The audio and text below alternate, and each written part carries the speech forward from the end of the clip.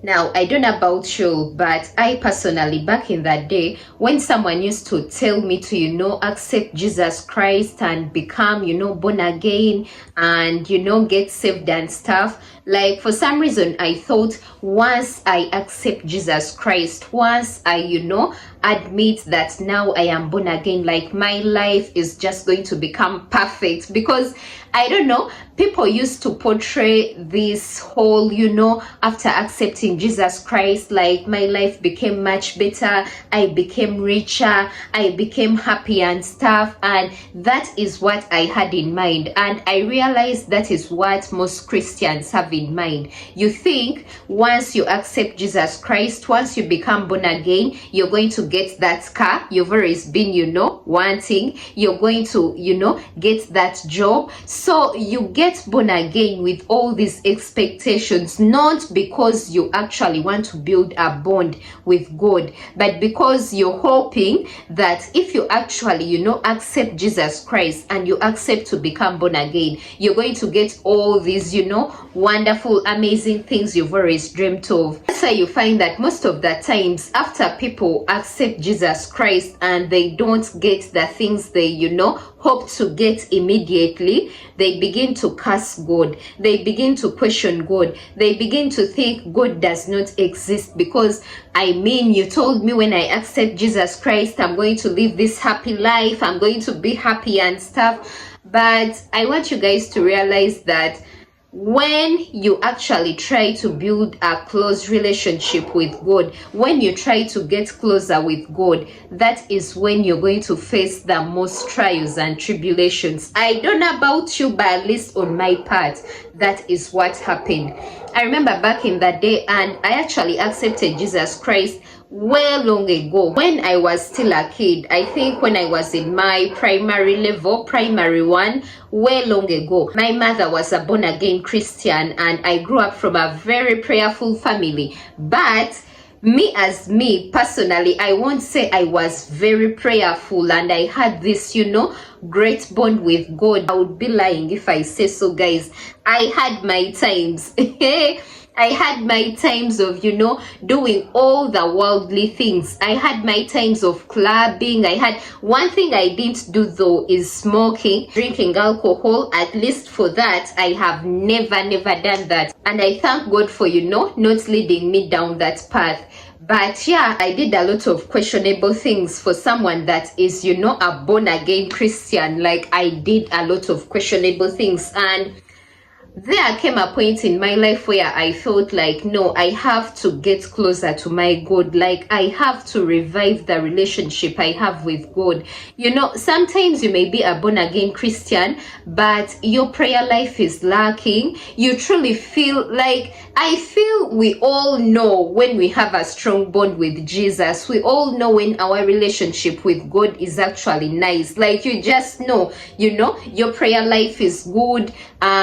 You're actually, trying to, I don't know, like you treat people with more kindness, more gentleness. Like you don't just, preach the word, but you try to live the word, right? Like you can just know when your relationship with God is good and when it's not. There came a point in my life where I felt like I had to actually, get back on board with my relationship with God. I had to work on my relationship with God. And in that moment, I began to pray more, I began to read my Bible more. I began to be gentler and kinder to people. Kindler, I don't know if I'm using the right English, pardon me. But yeah, I began to exercise the word more, right? And you would think that for someone that is trying to mend their relationship with God, for someone that is trying, you would think that my life would get better. You would think that things would actually begin to look, good for me. That was the complete opposite, guys. That is when my life began crumbling down. That is when, out of the blue, my dad suffered a stroke. Out of the blue. That is when, out of the blue, I lost my job. I lost my relationship. Like everything just began going wrong in my life. I'm like, God, what is happening?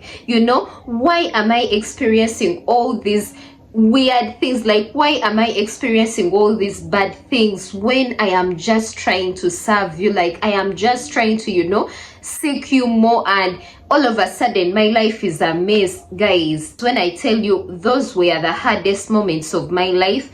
And the truth is that at some point I felt angry at God. I'm not going to lie. I felt angry at God. I felt like God doesn't exist, because if he did, why is he allowing me to go through all these miserable times, Why is he making me go through all these things? And I remember talking to a friend and, explaining to them how I felt, and, how I felt like God just wasn't there for me, like how I expected him to be.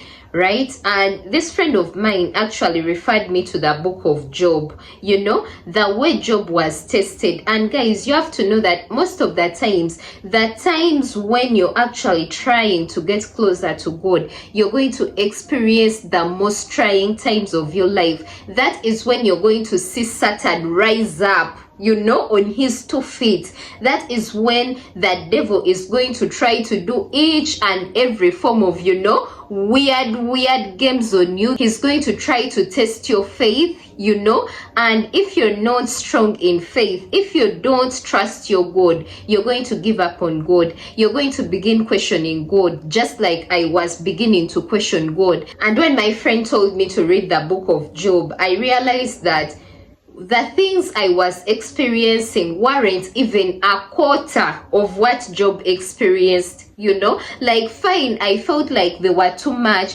but then he had experienced even worse. But the fact that he didn't give up on God, he didn't deny God, even when he was tempted to, even when the devil mocked him, even when people asked him, where is your God? Guys, may you never get in a situation where people ask you, where is your God? Pray that you never get in that situation where people mock you and ask you where your God is. Like in that moment, after reading that book, I realized that this is what the devil wants me to do. He wants me to give up on God. He wants me to mock God. He wants me to, say that I no longer believe in God. And I realized that no, Lisa, like you have to keep up the faith, just like Job did. Sometimes God is letting you go through trials because he has a plan for you. God cannot test you with battles that you cannot handle. Trust me, if he is letting you go through it, it is because he knows you have the strength to persevere through it. He knows God gives the biggest battles to his strongest soldiers. By the time he is allowing you to feel that pain, he knows that you can handle it. He cannot give you a pain that you cannot handle. You just have to have that much faith in your God and know that however much I am going through this, I know I can overcome it. I know God is going to see me through. Never lose your trust, never lose your hope in God just because things are not going the way you expect them to. Like always know that there is a reason why you're going through that. Maybe God wants to test your faith. Maybe he wants to see if you're going to, denounce him. He probably wants to test your faith to see if you truly believe that, he is the Alpha and the Omega and he will see you through. If you just want a relationship with him just for, the riches and the stuff, and when you don't get what you want, you're going to denounce him, and he is also testing to see if you can, denounce all the temptations that are coming from the devil. Like I know sometimes it can be so hard, and people mocking you, asking you where your God is, like how Job was, mocked, and some even told him to denounce God. But at the end of that day, he kept his faith in God. I know sometimes it can be hard, but guys, God is real. God knows what your heart wants, and God never makes mistakes. You may think you want something, but he knows that that is not what you need. Maybe if he gives you that thing, it will, kill you. He is protecting you. But because you're so much obsessed, you're like, no, me, I want it. Why can't he just give me this car?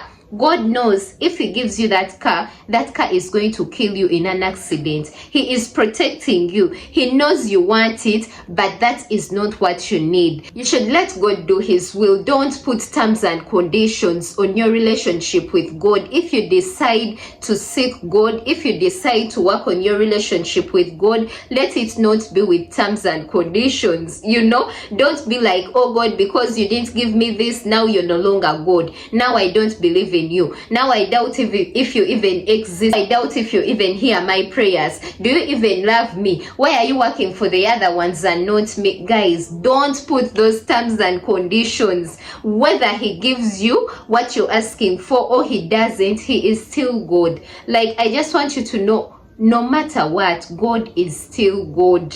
If he doesn't come through for you the way you want him to come through for you, he will come through for you in a way he needs to come through for you.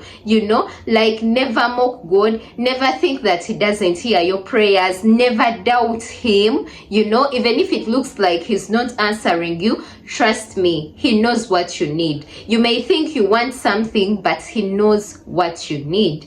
Anyways, guys, I truly hope I made sense in this video. I truly hope you picked something from it. Kindly share it with anyone that you think might love to hear this information. And yeah, always come back for more and share with me your opinions in the comment section below. Have you ever tried to get closer to God, and for some reason everything just came crumbling down on you? Like, let's discuss further in the comment section. And please, we don't always have to agree, but we can always disagree respectfully. I love you all. Don't forget to like, share, comment, subscribe, hit the notification bell so you get notified each and every time I drop a video.